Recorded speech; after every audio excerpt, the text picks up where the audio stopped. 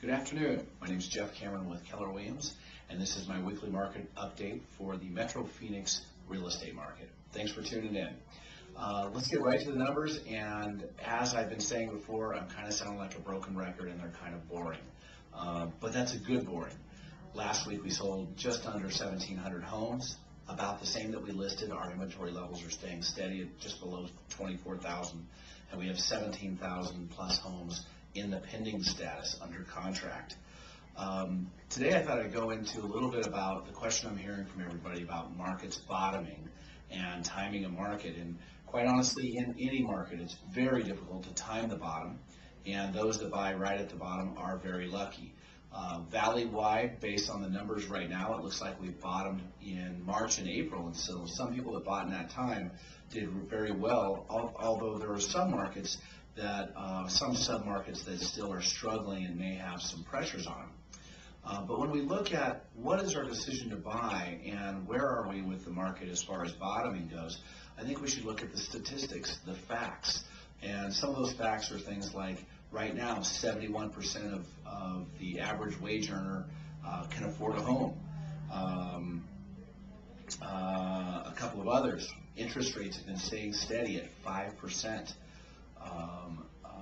Property values have been coming up. The biggest negative factor out there is the amount of foreclosures. Let's look at those numbers. Before we get to foreclosures, somebody stated to me the other day that there's 80,000 loans that are getting ready to adjust. And I said to them, good for those mortgagers, because their rates are getting ready to go down.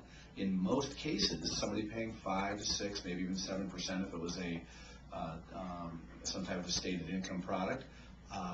Their index is somewhere between 0.5% and 1.5%. So you add that to their margin of around 2 to 3%, and their loan is going to adjust to somewhere between 3 and 5%. There is a better probability the loan will go down than for it to go up. So that factor of having 80,000 loans adjusting is not a big deal. Most of those lenders are actually doing loan modifications, and most people are staying where they are. There's 40,000 plus homes in the valley that are in foreclosure. However, at the same time, the listings on the market, we've got about 14,000 that are a combination of available homes that are short sales and pending homes that are short sales. Most of those are in foreclosure.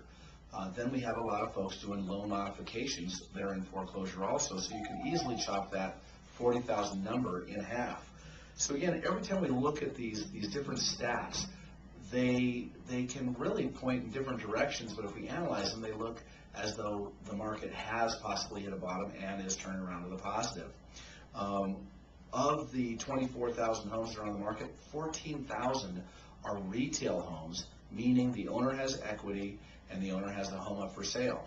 Many of those, if not most of those, are way overpriced and they won't sell until the market goes up much further. So they're just sitting there. If you took 10,000 of those out and said, wow, now there's only 15,000 homes on the market and we're selling 8,000 a month, that's a 2-month supply. And even with the 3-month supply, those are all signs of a seller's market. So you need to make the decision yourself whether or not you feel comfortable entering the market and buying a home today, and whether or not you're at the bottom.